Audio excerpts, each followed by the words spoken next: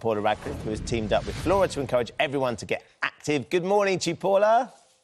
Good morning. Talking to you very shortly. Also joining us are brothers Michael and Andrew Pelton and their friend Niall Purcell, and they're aiming to set a world record by competing in a four-legged race on Sunday. So you're going to do the marathon all tied together, which is in itself an interesting challenge, but on marathon day, even more full-on. Let's come to you, Paula. I guess, you know, you've run this race competitively, and I'm sure you've run it for fun as well. How do you feel on the Friday before a big race like Sunday? What would be the preparations for your advice for people who are getting set for Sunday morning? I think the anticipation is really building, and I think this year probably more than ever before, because everybody has missed these mass competitive races so much, and just the opportunity to get out again on the streets of London and experience that spirit of London and the camaraderie and the atmosphere out there will be really whetting everyone's appetite. So in contrast to what Kate said earlier, it almost is like waiting for Christmas, and you kind of want to get started, but at the same time conserve as much energy as possible. It's not about training at this point in the day. It's just about making sure you're as rested as possible, you can get as much sleep as possible, and that last minute carbo loading and making sure that you're well hydrated, and everything is mapped out for getting to the start, staying warm at the start with something old that you can just keep on until the last minute and then throw aside, particularly as it might be wet this year.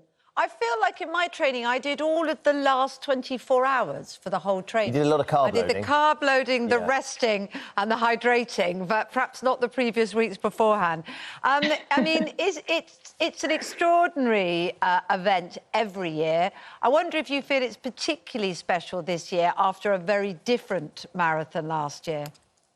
Absolutely. I mean, I think last year was what it could be, and hats off to the organisers. They did an amazing job in enabling the virtual marathon to take place, and that was so important for so many people. But to actually be able to put on both this year, so to have a huge virtual marathon going off alongside the mass race, as it should be, back in its rightful place on the traditional course of the London Marathon, I think is something very, very special. And I think we need it. I think all of the evidence, I mean, I've been working with Flora on their Get Towns Active campaign, and all of the evidence shows that more people than ever have turned to running during the pandemic as a way of coping, as a way of making themselves feel better.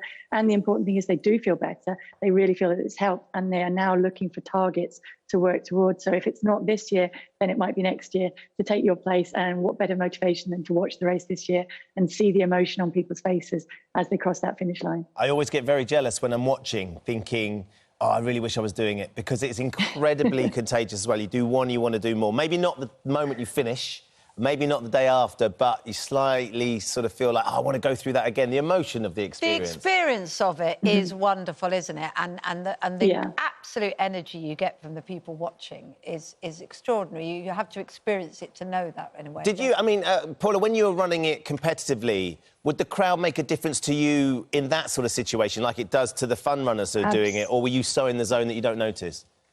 No, they absolutely make a difference. I mean, I'd grown up watching the London Marathon. It was something that inspired me to start running in 1985 when I was watching my dad take part. And then to be able to come and to be at the front of the race, to be leading the London Marathon with the crowd around me in 2002, I'm sure that contributed to me being able to come and break the world record in London in 2003, was the crowd added, I don't know how much extra, but they definitely gave me a boost on that day. And for every runner out there, I mean, I was talking yesterday, in the last couple of miles, you pretty much can't stop. The crowd will not let you stop and walk in the last couple of miles. They will all encourage you to get going. And I think that's what everybody has really missed, being able to get out and run with other people, experience that camaraderie and spirit of the marathon, but also to soak in the atmosphere of the crowds. There's 40,000 runners on Sunday. A number of them are running competitively, but the vast majority are running for charity, and they're running for the experience. Three of those people are Michael and Andrew Pelton, brothers, and Niall Purcell. They're joining us now this morning. Morning to you, gents. Morning, guys. Morning. So, look, let's start with you, Michael, because you can explain a little bit about what the three of you decided to do. It's 3 men, 1 marathon. How are you going to try and attempt the race on Sunday, Michael? So we're going to take the 3 of us and tie us together by the ankle, similar to the school sports day race, but add another person and over 26 miles. and then attempt to break the world record, which is currently set at 4 hours, 44 minutes. That's the record for the four-legged race, is it? The four-legged race, yeah. Wow. So how do you begin training something like that? I imagine You start with the rope. Yeah, well, the first day that you attempted it, I imagine it was a whole sort of mishmash of movements and people tumbling all over the place. Yeah. So, I mean, we started training for this 18 months, almost 2 years ago. And at the start, there were a couple of scrapes, cuts and bruises, mainly for Niall, really. But no, since then, we've become a pretty well-oiled machine, I would say. So, feeling good for the day. Kind of rusty 1960s, slightly falling apart machine would probably be more accurate. A lot of legs and a lot of limbs, hopefully all going in the right direction. Michael, how far have you run in training as a threesome? So we've got up to 10K just as the three of us, and then we realised that we should probably train individually quite a lot as well. But I think, Paula, you were saying earlier that the last 32 kilometres is the easiest. So hopefully that should be fine. Yeah, you'll have no problem there. Andrew, who is one of you faster than the other? Because I'd imagine the key is going to be staying at the slowest person's pace. Are you all trying to, is there a concern over one of you not perhaps being as fit as the others? Yeah, definitely. That's why I'm tied to these two, because otherwise I might not be able to finish. Are they dragging you along as much as running along with you? Yeah, something like that.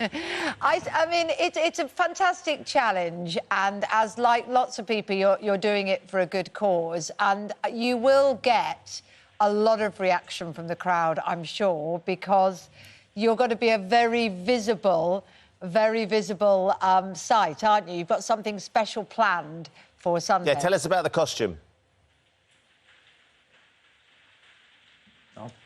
So for the big day, we're getting one large T-shirt made. So we'll be running in one large T-shirt across the three of us. And, of course, we've got our handy ties to tie our ankles together as well.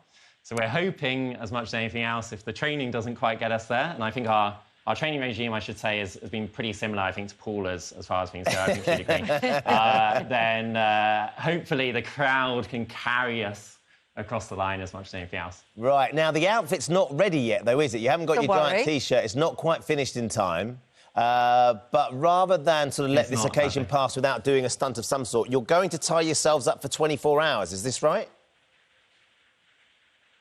We are. I think at this point in time, we've done pretty much everything we can to test the foundations, the cracks in the foundations of this friendship.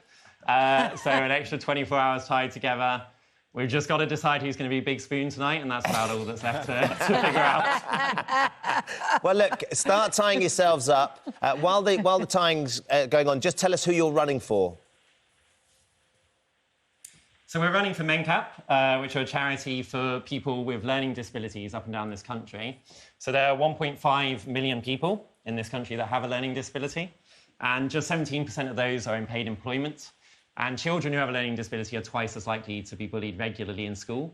So it's a really important cause, and especially in a post-pandemic world, and given, limited public funding and everything else, the work that they do is incredibly vital. So we're super proud to be working with them and running for them on Sunday. Great Right, cause. I just want one challenge for you, because I'm thinking if you've trained running together, but you've now got 24 hours tied together, there's maybe something you haven't practised. Have you practised standing up all at the same time? Should we see that in action?